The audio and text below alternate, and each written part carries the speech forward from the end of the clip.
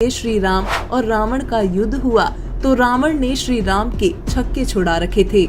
उसे मारना कोई आसान कार्य नहीं था। यहाँ तक कि विभीषण ने श्री राम को बता दिया था कि इसकी नाभि में अमृत है, इसलिए नाभि पर निशाना मारने से ही इसकी मृत्यु होगी।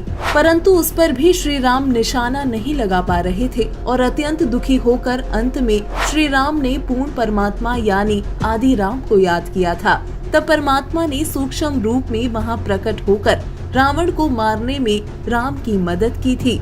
ऐसे में ये जानना बेहद जरूरी है कि वो पूर्ण परमात्मा यानी आदि राम कौन है, जिसे रावण का वध करने के लिए श्री राम ने याद किया था।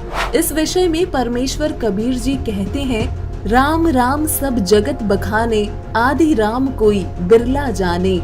हम सभी जानते हैं कि तीन लोक के स्वामी श्री विष्णु जी ने त्रेता युग में अयोध्या के राजा दशरथ के यहाँ माता कौशल्या के गर्भ से श्री राम रूप में जन्म लिया और अंत समय में श्री रामचंद्र ने सरयू नदी में जल समाधि लेकर अपने प्राण त्यागे थे। इसी तरह द्वापर युग में श्री विष्णु जी श्री कृष्ण के रूप में माता देवकी के गर्भ से जन्मे और अंत में एक शिकारी द्वारा छोड़े गए विषाक्त तीर के लगने से उनकी मौत हुई थी। वहीं गीता प्रेस गोरखपुर से प्रकाशित श्रीमद् भागवत के तीसरे स्कंद के अध्याय 4 से 5 में भगवान विष्णु अपनी माता दुर्गा की महिमा स्तुति करते हुए बोल रहे हैं, तुम शुद्ध स्वरूपा हो, यह सारा संसार तुम से उद्भासित हो रहा है। मैं ब्रह्मा और शंकर हम सभी तुम्हारी कृपा से विद्यमान हैं। हमारा आविर्भाव माने जन्म, तिरोभाव माने मृत्यु।